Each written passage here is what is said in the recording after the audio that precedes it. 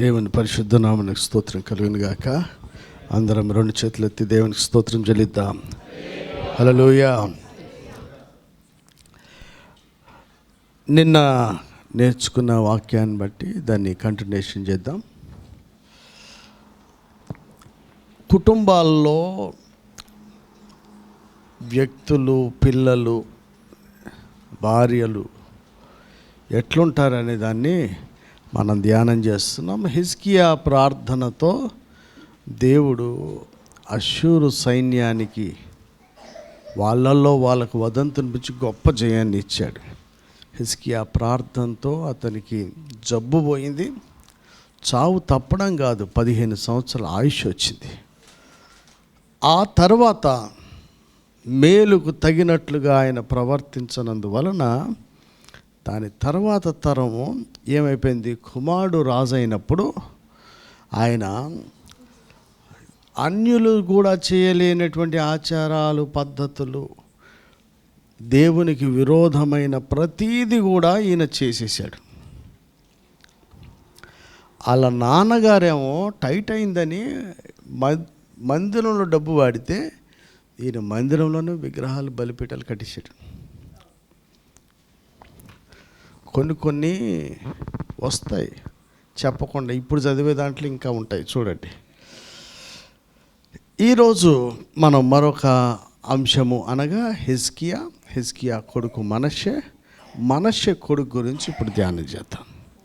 అమ్మా, రాజుల 2వ గ్రంథం 22వ అధ్యాయము 3వ వచనం నుంచి చదువుమా, 7 దాకా చదువు. రాజైన యోషియా ఏలుబడిలో 18వ సంవత్సరమందు మెషుల్లామునకు పుట్టిన అజల్యా కుమారుడును శాస్త్రీయునునైన షాఫానును యెహోవా మందిరమునకు పొమ్మని చెప్పి రాజు అతనితో ఈలాగు సెలవిచ్చెను. నీవు ప్రధాన యాజకుడైన హిల్కీయా యొద్దకు పోయి ద్వారపాలకులు జనుల యొద్ద వసూలు చేసి యెహోవా మందిరంలో ఉంచిన రొక్కపు మొత్తము చూడుమని అతనితో చెప్పుము.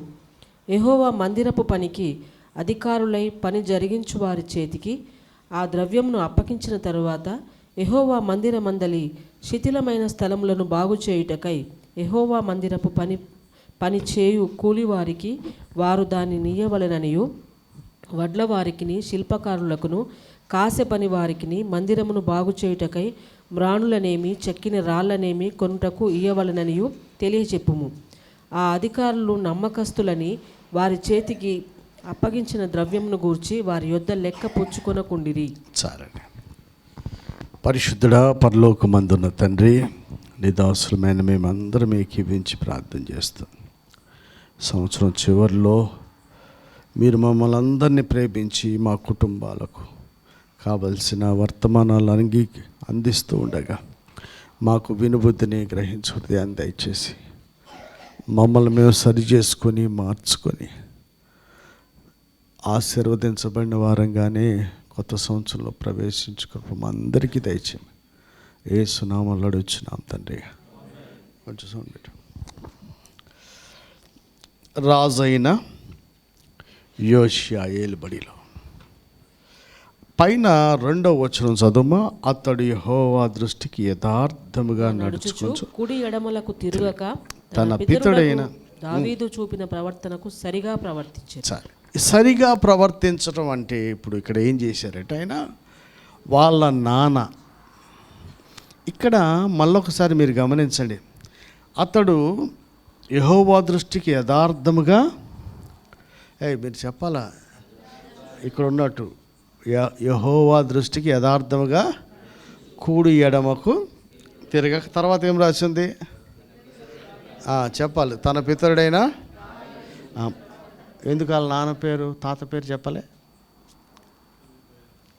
మరి వాళ్ళ నాన్న ప్రార్థన చేస్తే అష్షూరులోంచి జయం వచ్చింది, ప్రార్థన చేస్తే జబ్బు పోయింది, ప్రార్థన చేస్తే ఈయనకి 15 సంవత్సరాల ఆయుష్ వచ్చింది.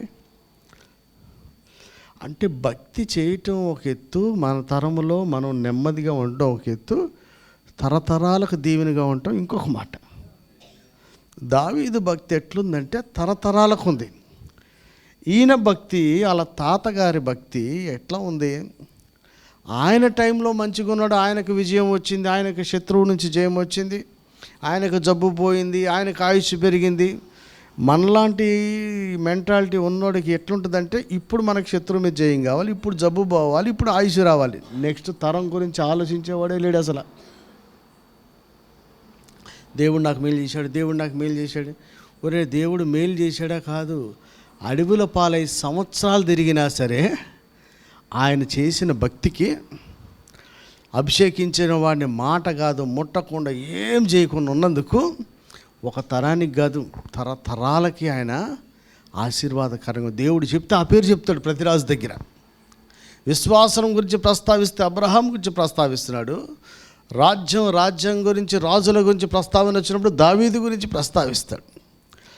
ఇలాగా దావీదు చూపిన ప్రవర్తనకు సరిగా ప్రవర్తించిన వాడు ఏం చేశారంటే, మొత్తం రివర్స్. అక్కడ దేవాలయాన్ని శుభ్రం చేశాడు, అందులో పెట్టినవన్నీ తీసేశారు, మొత్తం కట్టిస్తున్నాడు.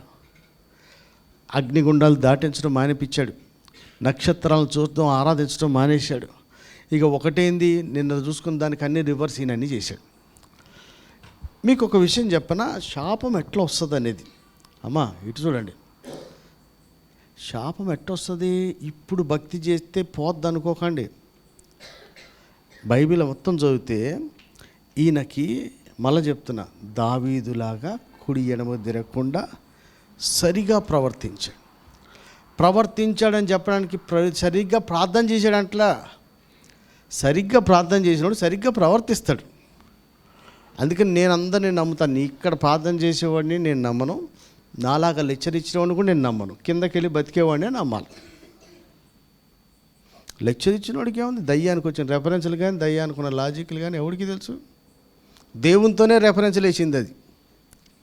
మనదేముంది అది? ఇక్కడ నిలబడి చెప్పినంత మాత్రం భక్తుడైపోడు.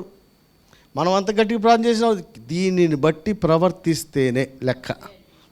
అందుకనే మాట క్రియలు తీర్పులోనికి వస్తాయి. ఇక్కడ ఎన్ని మాటలు పలికినా కింద క్రియలు లేవనుకోండి, ఏముంది అట్లా కదా. ఇప్పుడు చూస్తే నా తాతగారేమో ప్రార్థనాపరుడు అనడానికి నిస్సందేహంగా చెప్పవచ్చు. అశ్షూరుని ఎదిరించిన వాడు, ఒక సమయంలో బెండైపోయి మందిరంలోది కూడా ఇచ్చేసినటువంటి వాడు. అయినా ప్రార్థన చేస్తే, గోనె పట్ట కట్టుకొని ప్రార్థన చేస్తే, ఆ ఉత్తరం పరిస్థితి అవుతే దేవుడే గొప్ప విజయం ఇచ్చాడు. మళ్ళీ చెప్తా, అది ఎలాంటి విజయం అంటే, ప్రపంచమంతా చూస్తుంది ఎట్టని ఓడిపోతాడని. అంటే వాళ్ళ సైన్యానికి వీళ్ళ సైన్యానికి అసలు పొంతం లేదు, వాళ్ళకి వరుస విజయాలు వస్తున్నాయి. ఇది ఎట్లా గుర్తుందంటే, మీకు గుర్తుందో లేదో, నాకు ఎప్పుడు వచ్చినప్పుడు కాలేజ్ చదివినప్పుడు శ్రీలంకకి వరల్డ్ కప్ వచ్చింది. శ్రీలంక క్రికెట్ టీములో అసలు లెక్కలేని టీం అంటే అదొకటి. రణతుంగ కెప్టెన్ ఉన్నాడు అప్పుడు మేము చదువుకునేటప్పుడు. ఆ శ్రీలంకను అసలు ఎవడూ లెక్క చేయడు. శ్రీలంక ఒక దేశమా? శ్రీలంక క్రికెట్ ఆడుతుందా? క్రికెట్ అంటే ఇంగ్లాండ్, ఆస్ట్రేలియా, న్యూజిలాండ్ కూడా లాస్ట్. ఎప్పుడైనా పోటీ అంటే ఇంగ్లాండ్ ఆస్ట్రేలియాకి, భారత్కే ఉండేది. ఇంకా టగ్ ఆఫర్ అంటే భారత్ పాకిస్తాన్. ఈ శ్రీలంక ఎవడు? అలాంటి వాడు వరల్డ్ కప్కి వచ్చింది. ప్రపంచమంతా ఎవడు ఊహించింది. అంటే ఎవరు ఎక్స్పెక్టేషన్స్ అయినా ఎట్లుంటాయంటే, బలం ఉన్నోడి మీదే ఉంటుంది కానీ బలహీనుడి మీద ఉండవు. ఈయన మీద కూడా ఎక్స్పెక్టేషన్స్ ఎవరు లేవు, వీడంతా ఓడిపోతాడని అందరూ అశ్షూరు సైన్యం వైపే చూస్తుంటే దేవుడు ఆశ్చర్యకరంగా గొప్ప విజయాన్ని ఇచ్చాడు. మరి ఆయన భక్తి కాదా? ఆయన ప్రార్థనకు జవాబు కాదా? ఆ తర్వాత జబ్బు పోవడం ఒక ఎత్తు, 15 సంవత్సరాల ఆయుష్ రావడం ఇంకొక ఎత్తు.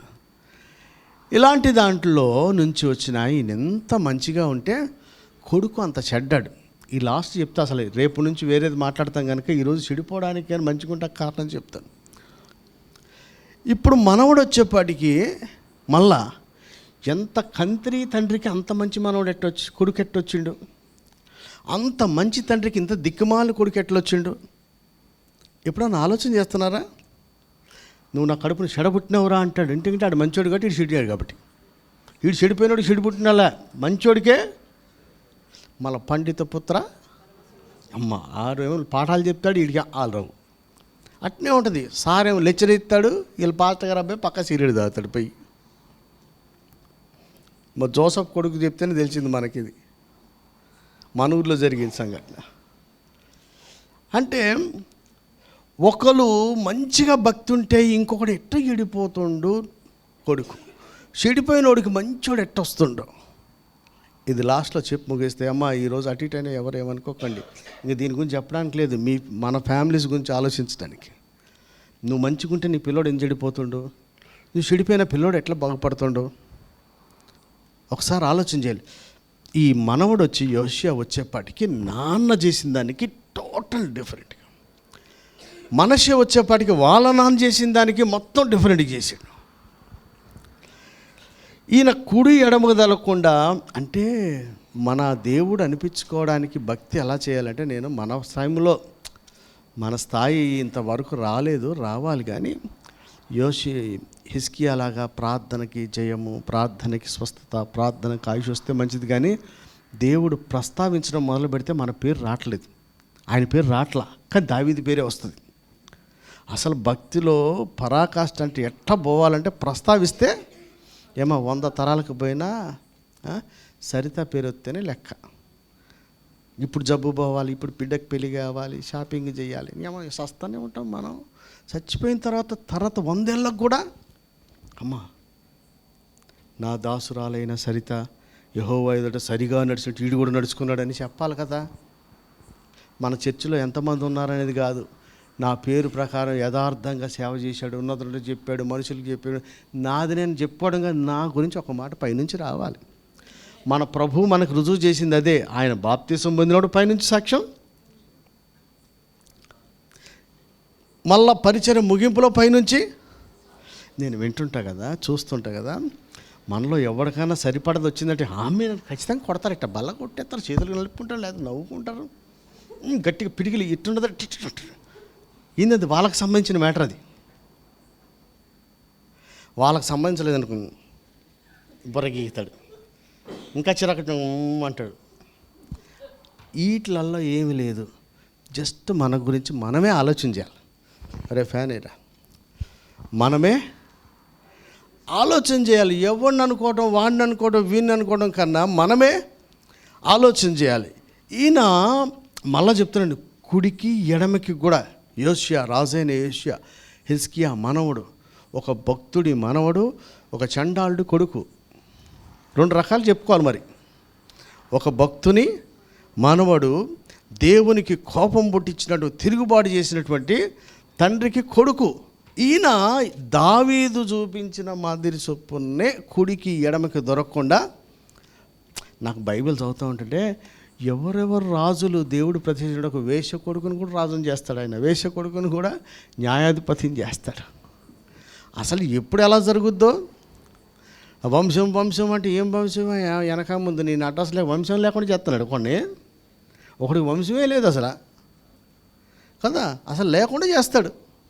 ఇతను ఇన్ని మంచి పనులు చేశాడు. ఫస్ట్ ఈయన రాజ్యం మీదకి రాగానే ఏం చేశాడు, మందిరాన్ని బాగు చేయడానికి పూనుకున్నాడు.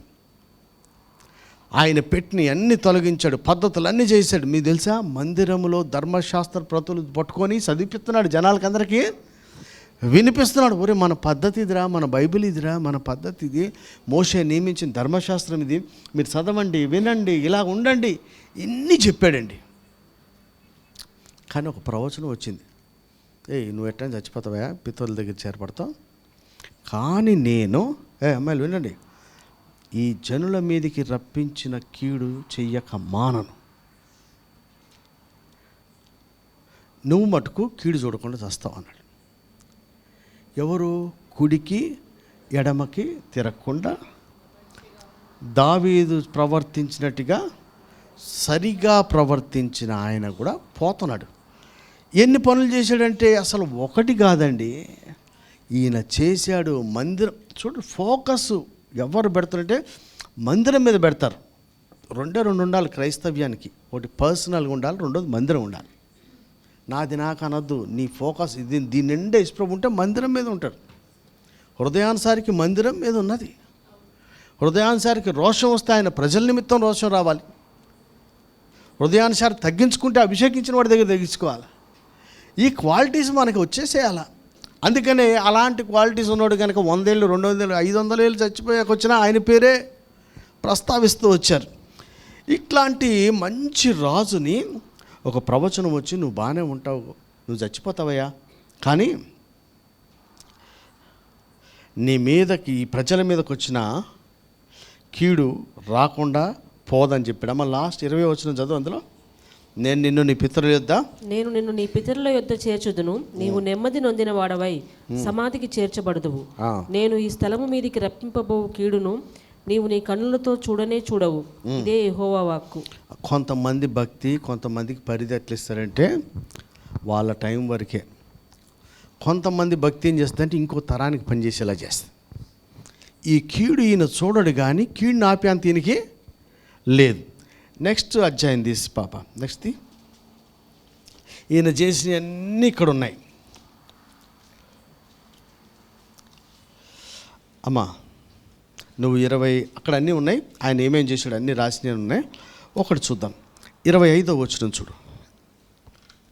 అతనికి పూర్వమున్న రాజులలో అతని వలె పూర్ణ హృదయముతోనూ పూర్ణాత్మతోనూ పూర్ణ బలముతోనూ యెహోవా వైపు తిరిగి మోషే నియమించిన ధర్మశాస్త్రము చొప్పున చేసిన వాడు ఒకడునూ లేడు. అతని తరువాతనైనను అతని వంటి వాడు ఒకడునూ లేడు. అమ్మా చూడండి ఎంత మంచి సాక్ష్యం. ఇది ఎక్కడి నుంచి వస్తుంది? మా ఆయన చూడు, మా ఆవిడ చూడు, బాగా చదువుద్ది, బాగా పాదం చేద్ది.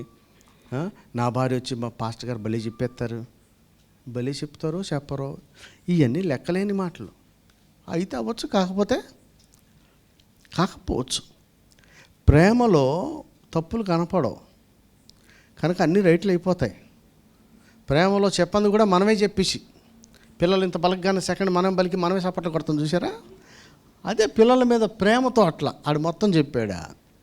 అందుకని ఇంట్లో పాస్ అవుతున్నారు పిల్లలు, ఇంట్లో పరీక్షలో ఫెయిల్ అయిపోతున్నారు. ఎందుకని అక్కడ అందించేవాడు ఎవడు లేడు. ఇక్కడ పాస్ అయిపోతారమ్మా, బాగానే చెప్పాడు మా వాడు, బాగా చదువుతాడండి, టీచర్ మీద దెబ్బలాడతావు. సగం వెళ్ళి నువ్వు అందించింది నువ్వేనా, హోంవర్క్ చేసింది మనమేనా, ఆడింది పాస్ అవుతారు ఆడైపోయి. మా ఇంట్లో బాగా రాశాడా, మా ఇంట్లో అంటే మన ప్రేమతో వాడు అనగానే మనం మొత్తం అంతా అందిత్తివి.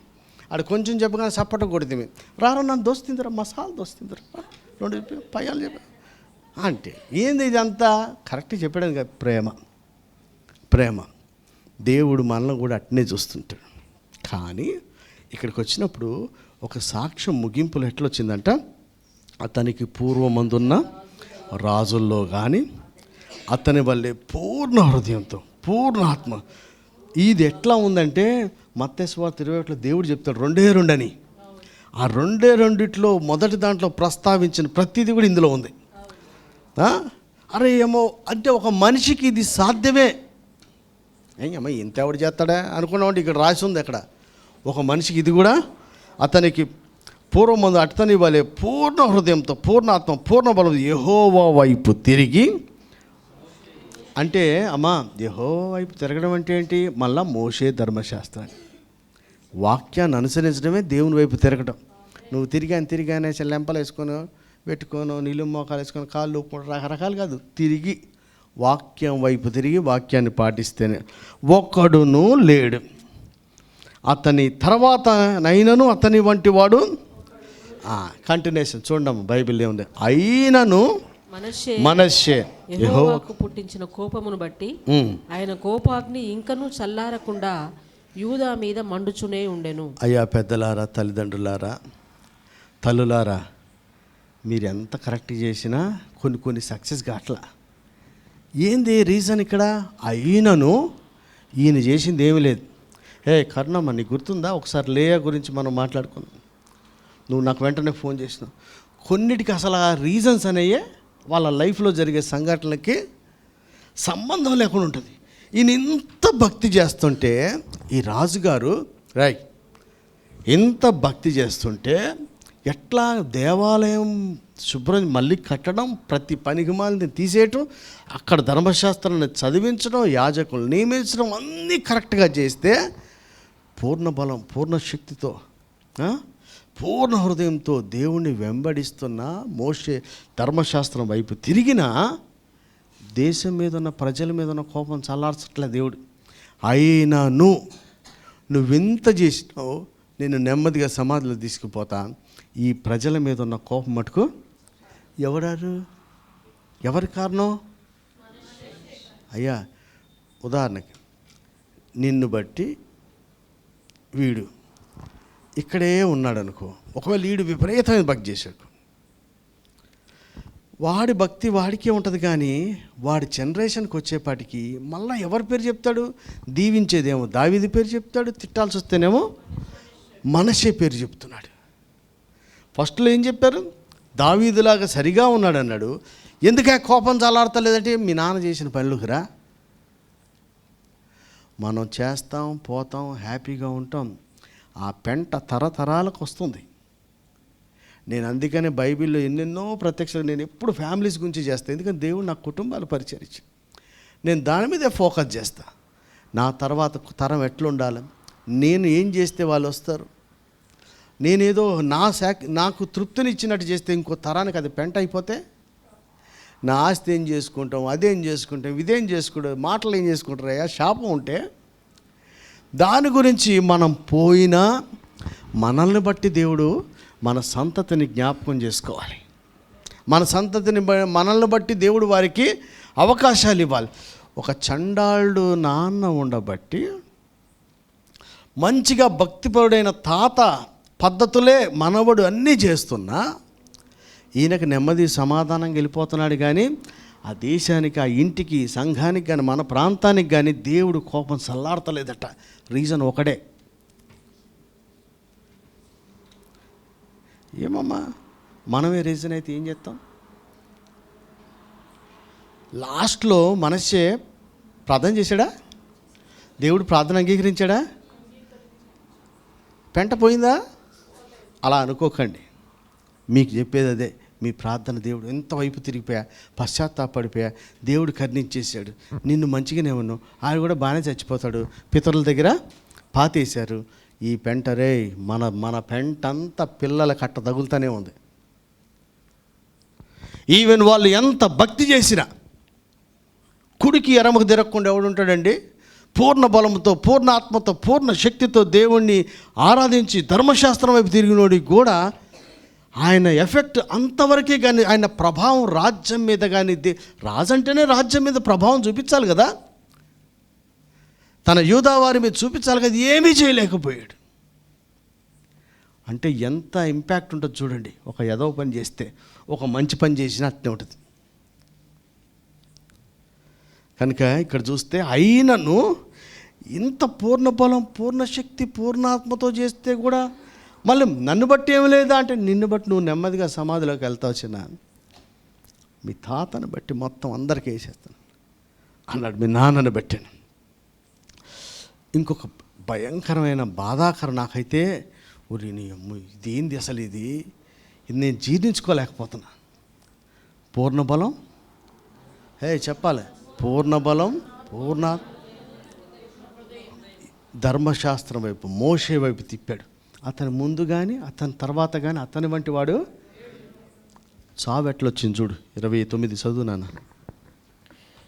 అతని దినముల యందు ఐగుప్తు రాజైన ఫరోనెకో అష్షూరు రాజుతో యుద్ధం చేయుటకై యూఫ్రటీసు నది దగ్గరకు వెళ్ళుచుండగా తన్ను ఎదుర్కొన వచ్చిన రాజైన యోషియాను మెగిద్దో దగ్గర కనుగొని అతన్ని చంపెను. ఎవరిని సార్? నాకైతే ఎట్లా దుఃఖం వస్తుందండి చదువుతుంటే. పూర్ణాత్మ, పూర్ణ బలం, పూర్ణ శక్తితో కుడిమికి ఎడమకి తిరగని వాడు శత్రు చేతులు చచ్చిపోయాడు.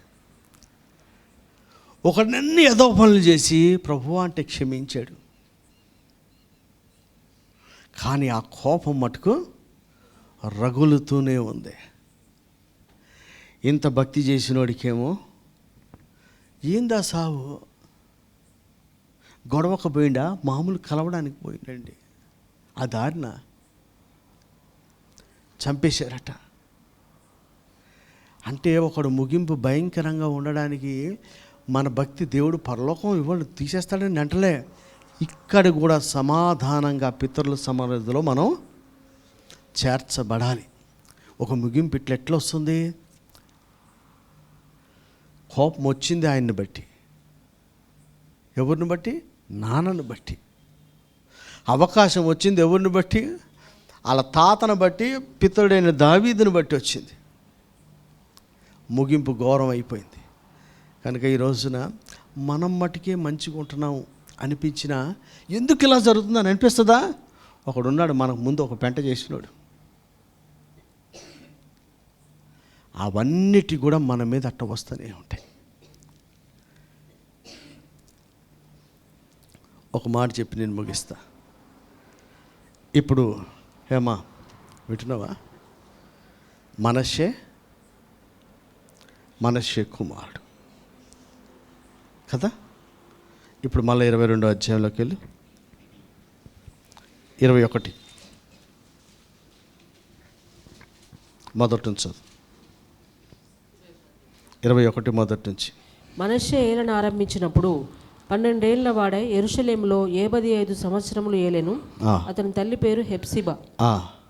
అతడు యెహోవా దృష్టికి చెడుతనం జరిగించుచు. చాలు. మళ్ళా 22 మొదటి వచనం. యోషియా ఏలన ఆరంభించినప్పుడు 8 ఏండ్ల వాడై యెరూషలేమునందు 31 సంవత్సరములు ఏలెను. అతని తల్లి బొస్కతు ఊరివాడగు అదాయాకు కుమార్తె అయిన ఎదీదా.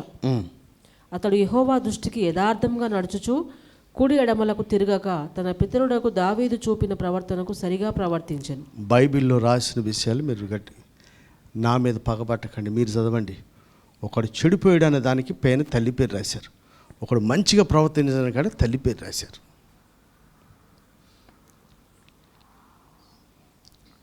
అలాగంటే తండ్రి లేడా అంటే మనష్షేని బట్టి కదా, కోపం చల్లారలేదు అంటే. ఇమీడియట్గా ఒకని క్యారెక్టర్ ఎట్లా బిల్డ్ అవుతుంది అంటే తల్లిని బట్టి బిల్డ్ అవుతుంది. మళ్ళీ నన్ను అనకండి, మీరు చూడండి. ఒకడు యథార్థంగా ప్రవర్తించిన దానిపైన తల్లి పేరు రాశారు, ఒకడు చెడిపోయింది అన్న పేరు మీద తల్లి పేరు రాశారు. అంటే రాజ్యాన్ని పరిపాలించేవాడికైనా సామాన్యుడికైనా మోస్ట్ వాళ్ళ లైఫ్లో ఇంపాక్ట్, మేజర్ ఇంపాక్ట్ ఎక్కడి నుంచి వస్తుందట? తల్లి దగ్గర నుంచి వస్తుంది. మీరు సొలొమోను కూడా చూడండి, ఎంత ఇంపాక్ట్ లేకపోతే తల్లికి తెచ్చి సింహాసనం వేస్తాడు కదా, అవునా కదా? చూడండి అబ్బా, కుటుంబాల్లో తండ్రి మంచోడని చెప్తలే, తండ్రి చేసిన ఏదో పనులు కూడా తరతరాలకు తాగుతుంది. ఇప్పుడున్న జనరేషన్లో వీడు మంచి చెడని ఇప్పుడు ప్రవర్తించడానికి ఇమీడియట్గా వాడిని ప్రభావితం చేసి నడిపించగలిగిన శక్తి తల్లికి ఉంది. మంచోడికి తల్లే ఉంది, చెడ్డోడికి తల్లే ఉంది. మీరు బైబిల్లో రాసిన పేర్లు, నేను కవిత్వం రాయట్లా, అంటే తల్లి పేరు రాసి వీడు యథార్థంగా నడుచుకున్నాడని చెప్పింది, తల్లి పేరు రాసి వీడు చెడిపోయాడని రాశారు. కుటుంబాల్లో పురుషులారా, ఇప్పుడు మనం చేస్తున్న ప్రార్థనకి విడుదల వచ్చిందనో, స్వస్థత వచ్చిందనో, శత్రువు మీద జయం వచ్చిందనో, అప్పులు పోయినాయనో, ఇంకేదో వచ్చిందని అనుకున్నా మనం చేసిన వెనకాడత ఏంటంటే మందిరానికి సంబంధించిన సొమ్మును దుర్వినియోగం చేస్తే, సొంతానికి వాడితే. లెక్కలు వేసుకోండి అబ్బా, ఎవరు లెక్కాడికి తెలుసు, ఎంత నొక్కేశారో ఎవరికి వాళ్ళకి తెలుసు. అది ఆ రకంగా ఒక రోజుతో పోయేది కాదు. ఎవడో టైట్ చేశాడని, ఏదో బిల్లులు ఉన్నాయని, కటింగ్లు ఉన్నాయని, లోన్లని అన్నీ కట్ చేసుకొని తెచ్చేదానికి దేవుడు ఏమి ఇచ్చాడు, మనం ఏం చేస్తాం? లెక్క అడిగితే మనం దేవుని దగ్గర నేను కరెక్ట్గా చెప్పగలనంటావా? అట్లా అంతే దేవుని సలు నేను కరెక్ట్గా ఇచ్చాను, నన్ను కరెక్ట్గా దీవించమని చెప్పు. మన మనసాక్షి మనల్ని నేరారోపణ చేస్తున్నప్పుడు ఏం చేస్తాం? పురుషులారా, మీకు ఎవరికి సంపాదన లేదా? డబ్బులు నొక్కేస్తారు, ఏమొస్తుంది? స్త్రీలు, పిల్లలు, ఎవడైనా సరే డబ్బులు నొక్కేస్తున్నామని తెలివితేటలే పనిచేయవు. ఒక రోజున అది లెక్క అప్పచెప్పాలి. అప్పుడు దాకా ఆగుతలేడు, జనరేషన్ మీద ఇమీడియట్గా చూపించేస్తుంది అదంతా. ఈయన చేసిన పనులన్నా మందిరానికి సంబంధించి తీసుకెళ్ళి ఎవడో అశ్షూరు రాజుకి ఇస్తే ఏమైపోయిందంటే, ఏం పితరులు సంపాదించింది కూడా వెళ్ళిపోయింది, మొత్తం పోయింది. కొడుకు చండాలుడు అయిపోయాడు. అక్కడ తల్లి అంటే కొంతమంది పురుషులు ఆడిభక్త్యాలు చేసుకుంటున్నారు, తల్లి మీద డిపెండ్ అయిపోయారు. తప్పు లేదండి, తల్లి ఇంట ఉండి అని ఉంది బైబిల్లో. స్త్రీల గురించి ఎట్టుంది? ఇప్పుడు మనకు సమాన హక్కులు, సమాన స్వాతంత్రం, ఈ సమానం గురించి వస్తుంది. బైబిల్ ఏమి రాస్తుంది? ఇంట ఉండి. ఇంట ఉండడానికి ఎవడు ఇష్టపడతారా? ఇంట ఉండి తన పిల్లలకి, భార్యలకి, భర్తలకి జాగ్రత్తగా చూసుకోమని బైబిల్ ఉంది. కానీ అంత టైం స్పెండ్ చేయలేకపోతున్నారు. ఎందుకని? పురుషులకు కానీ స్త్రీలకు కానీ పడుకున్నప్పుడు, లేచినప్పుడు, ఏం చేసినప్పుడు వీటి గురించి ఇశ్రాయేల్ చరిత్ర మొత్తం చెప్పాలా? మన లైఫ్లో ఏమైంది కూడా చెప్పాలి. ఎక్కడైంది పిల్లలకి చెప్పి అంత టైం ఏది? ఏం తింటావు, ఏం చదువుకున్నావు, ఏం డబ్బులు కావాలి, ఇంత అడిగామనుకోండి. ఇప్పుడు మా వాడు ఉన్నాడు అనుకోండి సార్, వాడికి అవసరమైంది, ఆ దూరం ఉన్నాడు, వాడికి డబ్బులు వస్తుంటే I love you daddy, thank you daddy అంటారు. ఓకే, వాడు ఒక 6 నెలలకు సొంతానికి వచ్చాడు అనుకోండి, పొద్దున్న లేక లేపితే అక్కడ ఎవరు లేపలే, అక్కడ గుడ్ డాడీ, ఇక్కడికి వస్తే బ్యాడ్ డాడీ. పొద్దున్న లేచి పని చేయరా, అక్కడ ఎవడు పని చెప్పాల, ఇక్కడికి వచ్చి పని చెప్తే పిల్లలకి వాళ్ళకి కావాల్సిన ఇచ్చినంతసేపు గుడ్డే దేవుడిస్తే, దేవుడు ఏదైనా పని చెప్తే దేవుడు ఇంత కఠినాత్ముడా అంట. మనకు అప్పగించిన పని కూడా మనం చేయాలి. ప్రేమలోనే మనకు సమకూర్చేది ఉంటుంది, ప్రేమలోనే పని చెప్పేది ఉంటుంది. నేను చెప్తాను కదా, ఆయన మనకు చేతగాక పని చెప్తలే, మనకు రివార్డ్ ఇవ్వడానికి పని చెప్తాడు ఆయన. పిల్లల్ని చూడడానికి కదా. వాడికి వచ్చి అక్కడి నుంచి రాగానే మొత్తం అన్ని పనులు చెప్తున్నాం అనుకోండి, పొద్దున్నే లేరా, కూరగాయలు పోయి అజ్జయ్ ఇజ్జయ్ అని చెప్తా ఉంటే ఎట్లుంటుంది? నేను ఆడుంటేనే బాగుండు, నెల ఫస్ట్ వీక్లో డబ్బులు వేసేవాళ్ళు. ఇదైతే ఏంది? జనాలు హాస్టల్కి ఎందుకు పోతున్నారు? ఇంటికి వచ్చి పని చేయలేక. అనేవాళ్ళు లేడు, తిట్టేవాళ్ళు ఆడకైతే డబ్బులు అయితే గ్యారెంటీకి వచ్చేస్తాయి. ఇంటికాడ నుంచి ఏం చేస్తున్నావురా, ఏం చేసినావు, లేచాను, ఇదేం పెట్టరా బాబు, నాకు ఎక్స్ట్రా సిలబస్ ఉంది, చదువుకోవాలి అని అనుకో, ఎక్స్ట్రా డబ్బులు వచ్చేతనే. అంటే అందులోనే తల్లిదండ్రుల ప్రేమ చూస్తున్నారు కానీ ఇంట్లో చెప్పే క్రమశిక్షణలో ప్రేమ లేదనుకుంటున్నారు పిల్లలు. ఇందులోనే ఎక్కువ ఉంది దానికంటే. కనుక తల్లిదండ్రులారా, చెడిపోయినోడు దానికి తల్లి పేరు చెప్పారు, మంచోడు దానికి తల్లి పేరు చెప్పారు. మన భక్తి మనం చేసుకుంటా పోతూ ఉంటే, ముఖ్యంగా అక్కడ రాసి అష్షూరు రాజును ఎదిరించిన వాడు టైట్ చేయగానే మందిరానికి సంబంధించి తీసిచ్చాడు. నాది అన్నది ఎవడన్నా పట్టుకున్నాడా, నీ తరంలోనే నీకు ఏది లేకుండా తీసేస్తాడు ఆయన. ప్రతిష్ఠితమైన దాన్ని ముట్టుకోకూడదు. ఏమవుద్దో చూద్దాంలే అన్నవా, సత్యం నువ్వు చేస్తావు కాదా, నీ అమ్మ ఇంకా తరాలకి పెంట ఇచ్చిపోతాం మనం. ఒకటితో అయ్యే పని కాదుగా. నీ పిల్లలు ఎత్తుకుపోతారని చెప్పి, నీ వంశం ఎట్టి అయిపోద్దని చెప్పా. తర్వాత మనిషి వచ్చి నువ్వు యథార్థంగా దేవుని దగ్గర మోషేను బట్టి చూపించండి, యెహోవాను ఎందు విశ్వసించను, హిజ్కియా గురించి యెహోవా ఎందు విశ్వసించను, యెహోవాను హత్తుకొనేను, అష్షూరు రాజును ఎదిరించాను. ఈ సాక్ష్యాలన్నీ 3 నెలలు టైట్ పెట్టుకి 3 సంవత్సరాలు పోయి కాంప్రమైజ్కి వెళ్ళిపోతే, అయినా దేవుడు అవకాశం ఇచ్చాడు, కృప చూపించాడు తన కరంలో. ఆ తర్వాత ఆయుష్ వచ్చిన తర్వాత ఆయన చేసింది ఏమన్నా బైబిల్లో చాలా స్పష్టంగా రాస్తుంది. మీరు ఆ దినవృత్తాంతాలు చదివితే మేలుకు తగినట్లుగా ఆయన ప్రవర్తించలేదు. ఇది మన పిల్లలకు వచ్చేస్తుంది. మళ్ళా మేలుకు తగినట్లుగా మనం ఎవరో అనుకుంటారని నామోషిగా అడగండి. దేవునికి మొదటి స్థానం ఇవ్వాలంటే వేకువజామునే లేవాలి. దేవునికి మొదటి స్థానం ఇస్తుంటే ప్రార్థనతో ప్రారంభించాలి. దేవుని ఆయన మాట మనం బ్రతికిస్తుందని పెదాలా హృదయమా? హృదయం అయితే వాక్యం చదవకుండా ఎట్లా పోతాం? జీవం కలిగిన దేవుని మాట, వాక్యమే దేవుడై ఉండిన వాక్యం ఎందుకు చదువుకోవట్లా?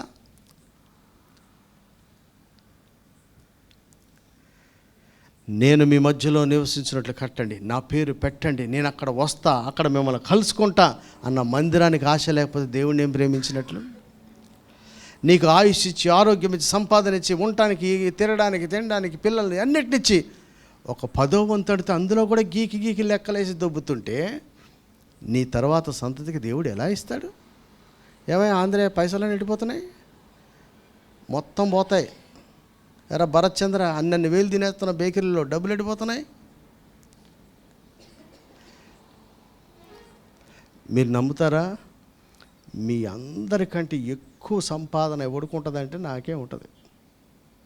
అది బైబిల్, అది ఎచ్చులు కాదు, బైబిల్. అది కరెక్ట్గా దేవుని సేవ చేస్తే అందరికంటే ఎక్కువ వచ్చేది ఎవరికంటే యాజకత్వం చేసేవాడికే వస్తుంది. ఎక్కువ తక్కువ మ్యాటర్ కాదు, లెక్క కరెక్ట్ ఉందా లేదా అని. ఆ లెక్క మనకు నచ్చింది కాదు, ఆయన చెప్పింది అయి ఉండాలి. ఇప్పుడైనా మనం మార్చుకోవాలి. దేవుని మందిరంలోని తీసుకొని పోయి నీ అప్పుకి, నీ అవసరానికి ఎవడికో భయపడి కట్టేస్తే దేవుడు ఏం చేశాడంట? పితరులు సంపాదించింది కూడా తీసేశాడు. మళ్ళా మనవడేమో, కొడుకు ఏమైపోయాడంటే మొత్తం వ్యతిరేకమైన పనులు చేశాడు. దానికి కారణం తల్లి పేరు రాశారు. మనవడికి వచ్చేపాటికి అంటే ఏంటంట, మీరు నమ్ముతారు ఒకటి, ఒక దైవభక్తి కలిగిన ప్రార్థనాపరుడైన పురుషునికి కూడా భక్తి లేని భార్య ఉండొచ్చు కదా. మంచి భక్తి కలిగిన భార్యకి నాబాల్ లాంటి మొరటోడు కూడా ఉండొచ్చు. అబిగయీల్ లాంటి మంచిదానికి నాబాల్ లాంటి మొరటోడు. అంటే ఏంటి, ఇక్కడ తండ్రి కంటే కూడా తల్లి ప్రభావం పిల్లల మీద ఎక్కువ రాశాను నేను నమ్ముతా. ఎందుకంటే 2 పేర్లకి ఆ పేరు పెట్టారు. పైన ఆయన పేరు ఉంది, కింద పేరు. తండ్రులారా నాదేమి లేదు, ఎంత ఆమదే ఎంత తోసేయమాకండి, నువ్వు చేసే ఏదో పనులు తరతరాలకి శాపాలు వచ్చేస్తున్నాయి. మనస్సే చేసింది ఇంకనూ రగులుకుంటూనే ఉందట. కనుక దేవుని బిడ్డలైనటువంటి మనం చేసే పనులు, నాకు ఇంకా ఆశ్చర్యం బాధ కలుగుతుంది ఏంటంటే, కుడికి ఎడమకి తిట్ట ఆయన పూర్ణ బలం పూర్ణ శక్తితో దేవుని సేవించిన ఆయన, అతని వంటి వాడు అతను ముందు కానీ తర్వాత కానీ లేనోడికి శత్రుస్థితి చచ్చిపోయాడు. ఎంత గౌరవం అనిపిస్తుందండి. వీటికి కారణం ఎవడు? ఆ పైన రాసిన ఇంకా ఆయన మీద రగులుతూనే ఉందట వాళ్ళు చేసిన పనులకి.